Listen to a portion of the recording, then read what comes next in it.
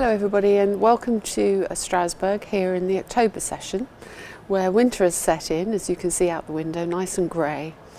It's not an exciting session in terms of legislation, very little going through, but it is the final set-up session, if that makes sense to you. In other words, since the election we've had a lot of jostling for position in the Parliament, and I'll talk about that a little bit in a minute, and in the Commission. So I think by the end of this week we will be finally settled so that we can move back into our normal way of working. And I'm looking forward to it because I can tell you in the last couple of weeks I've sat through endless 3-hour sessions of hearings of commissioners, and it does tend to get a little bit grueling. So we're going to be voting today on this new Commission. And lots of people have been asking me, why would the Conservatives vote for Mr Juncker's Commission when he was so against, our Prime Minister was so against Mr Juncker becoming the President in the first place? Well, the answer to that really is reality.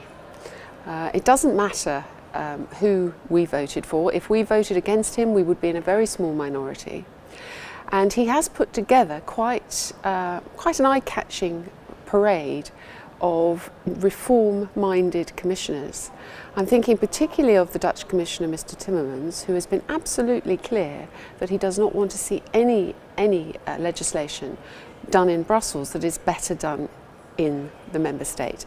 Let me give you a little example of that. You might remember a couple of years ago there was a proposal from the Commission to make hairdressers be subject to some new health and safety work so that they didn't wear high heels. Well, a lot of us think that's up to them really, don't we? But let's assume that there is a health and safety issue here. Well, what Mr Timmermans made very clear to a Socialist MEP who asked the question is that he does not think that's appropriate to be done in Brussels. If it's going to be done at all, it should be done by member state parliaments. Now, I think that's a very, very good sign.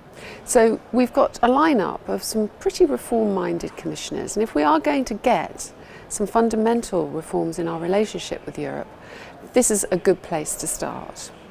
If we were to take the other option of just voting against them on principle, which would be very easy to do, then we would be in the position where we would be seen as not working with them. And I think the Prime Minister is right when he says that Mr Juncker has held out an olive branch to us in the appointment of Lord Hill to a financial portfolio, and that we should move forward in that spirit. So today we'll be voting for the Commission, and I'm looking forward to getting it all finished and moving on. Perhaps one group who are having trouble moving on are the UKIP group here in the Parliament. You will have read that early this week, they lost one of their members and they ended up not being a properly constituted group, which meant that they would lose over €1 million worth of funding. Good news as far as I'm concerned. However, Mr Farage very quickly put together his group again by getting another new MEP from a new country for him, that being Poland. Now this chap, he's not a pleasant man, and I'm happy to go on record saying so. He is a member of the far-right Congress in Poland. He is a Holocaust denier. He has been responsible for many anti-Semitic remarks. You only have to look at the things that the Board of Deputies of British Jews are saying, and you'll be able to see just how unpleasant a fellow he is. But Mr Farage doesn't think that's important. In fact, he laughs it off.